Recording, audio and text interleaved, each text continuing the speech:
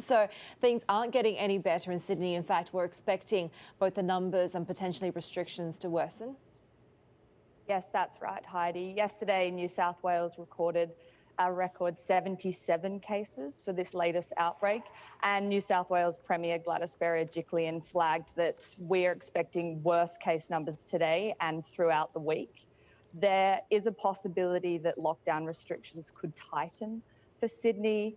There are calls for vaccination uptake to increase by the federal government's latest marketing campaign. However, the issue may be that there is a lack of supply going on.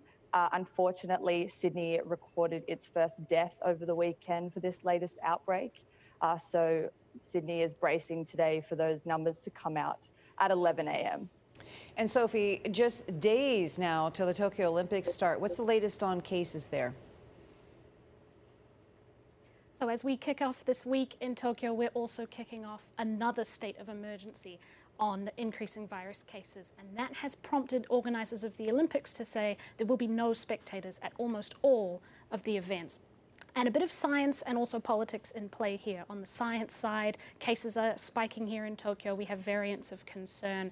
And the head of the government's virus advisory panel, Dr. Shigeru Omi, a man we often call Japan's Dr. Fauci, had been clashing with the government for some time. He had said it is safest to hold the Olympics with no spectators at all.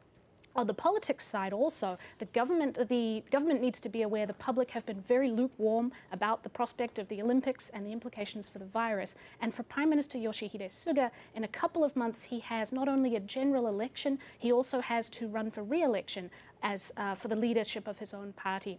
So in that respect, the government has really had to make a compromise here. We have to show the world we can hold the Olympics, at the same time reassure the people we're keeping it as safe as we possibly can. As that countdown continues. And Peter, over in South Korea, in Seoul, certainly we're seeing these restrictions go back to the tightest levels because of the surge in virus cases there. Yes, today is the start of probably the strictest social distancing measures imposed by the country since the pandemic, the first confirmed case a year and a half ago. This includes basically the ban on gathering of 3 or more people. They're closing down bars and restaurants, basically nighttime activity. They're also banning spectators at sports events. So there is the possibility of many of the public events being canceled. This is mainly for the Seoul greater area where the largest number of cases have been posted. Last week, the case numbers doubled from a week earlier to about 1,300 a day. The warning on Friday that they were going to do this actually maybe the public is heeding that warning. Over the weekend, the numbers started to actually decline a little bit yesterday and likely to decline today. It was visibly empty in many places, public shopping malls, restaurants, 2/3 empty, maybe a third of the usual crowd.